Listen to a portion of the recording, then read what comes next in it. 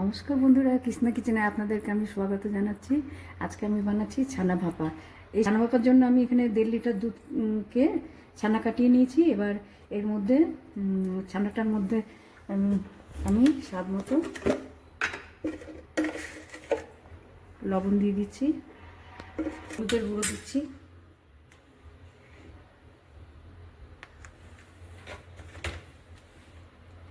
আর এখানে আমি দিচ্ছি 1 চামচ এখানে পোস্ত আছে, 1 চামচ হলুদ সর্ষে, 1 চামচ কালো সর্ষে আছে। ওগুলো আমি ভালো মতো বেটে নিয়েছি।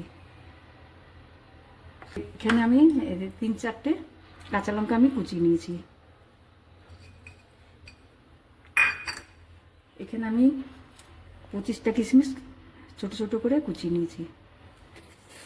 এখানে আমি অল্প চিনি দিচ্ছি, হাফ টিস্পুন আমি চিনি দিলাম।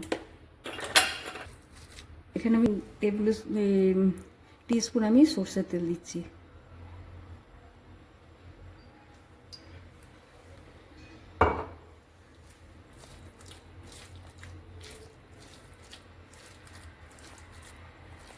ভালো মতো মাখা হয়ে গেছে। এবার এদিকে আমি কড়াইয়ে 2 কাপ জল বসিয়ে দিয়েছি। জলটা গরম হচ্ছে, আমি এটা টিফিন বক্সের মধ্যে রাখছি।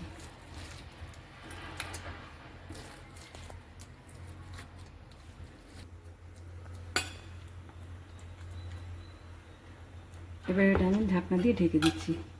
ঢেকে জলটা আমার গরম হয়ে গেছে, যেন এই টিফিন বক্সটা যেন আধা পর্যন্ত জল হয় সেরকমই আমি 2 কাপ জল দিচ্ছি। এই যে এরকম। এবার উপর থেকে একটা আমি এটা 8 থেকে 10 মিনিট এরকম হবে।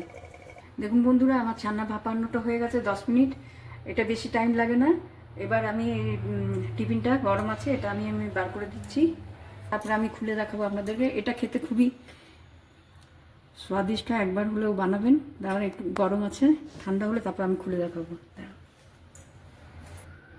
এই দেখুন, ঢাকনাটা খুলে দিয়েছি আমি। দেখুন, এই ছানা ভাপানোটা আমার হয়ে গেছে। আপনারা এটা গরম ভাতের সঙ্গে খাবেন, আর গরম গরমই খাবেন।